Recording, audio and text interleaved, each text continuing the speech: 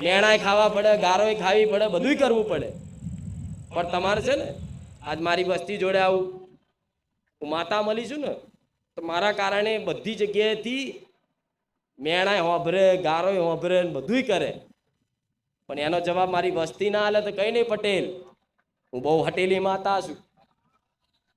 આમ તો લખવું આ દિવારે તમે હિસાબ થયો મારો, તમારે લેતી દેતીનો, મારા લેતી દેતીનો હિસાબ દિવાળીનો અલગ હોય. હા, આ વર્ષે કોણ કોણ હતું